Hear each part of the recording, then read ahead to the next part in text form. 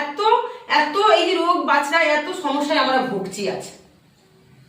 এই যে মাকে আজকে আমি তুলে ধরবো, এই মা দেখো মায়ের মন্দিরে এসে কত সমস্যা দূর হয়েছে। ঠিক আছে মা, তুমি একটু বলো। এই যে মা দেখো আরো আছে এখানে কজন, এই মা মায়ের মধ্যে বলো মা। আজকে আমি দ্বিতীয়বার এলাম এখানে, এর আগেও এসেছিলাম।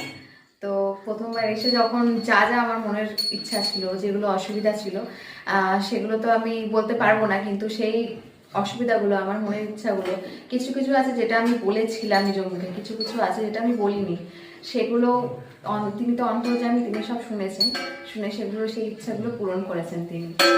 তো তোমরা আসো এবং তোমাদের মনস্কামনা জানো, তোমরা মায়ের কাছে আসো, এসে তোমাদের সবকিছু বলো খুলে, নিশ্চয়ই তোমরা ফল পাবে। আচ্ছা, কত ভক্ত এসছে আজকে মা? আজকে তো গোটা 40 জন মতো এসেছে।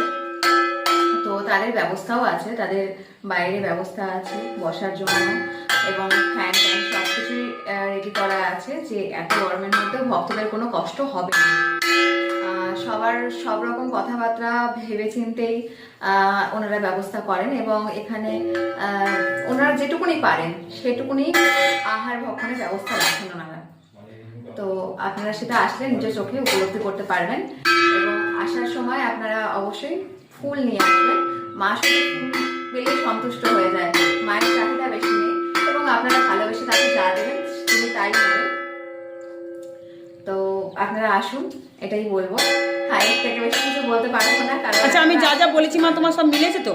একদম নিশ্চয়ই, যা যা বলেছেন সেই সবকিছুই হয়েছে, এবং আপনারা সেটা উপলব্ধি করতে পারবেন নিশ্চয়ই। ভাগ্য গণনা করতে পারি তো? একদম, উনি ভাগ্য গণনা করতে পারেন, এবং উনি হাত দেখতে পারে, উনি বলতে পারে যে ভবিষ্যতে তোমার কোনটাতে ভালো হবে, কোনটাতে ভালো হবে না, সবই বলতে পারে। তো এটা ওনার একটা নিজস্ব মনের আধ্যাত্মিক ব্যাপার। যেহেতু ওনার মধ্যে আছেন, সেই কারণে ওনার পক্ষে এত কিছু বলা সম্ভব হয়, না হলে কোনো সাধারণ মানুষের পক্ষে এত কিছু বলা সম্ভব হতো না। এটাই বলবো, ভালো থাকুন, সুস্থ থাকুন সবাই, এবং মাকে মনে মনে প্রার্থনা করুন। প্রার্থনা করলে নিশ্চয়ই আপনাদের আসতে পারবেন, আপনাদের আসার ইচ্ছাটাও পূরণ হবে।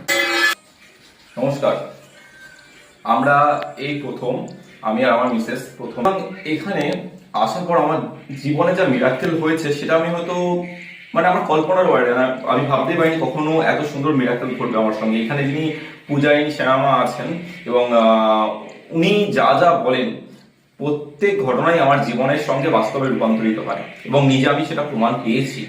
আমার পেছনে মা রয়েছেন, মাকে স্মরণ করেই বলছি যে আপনারা যদি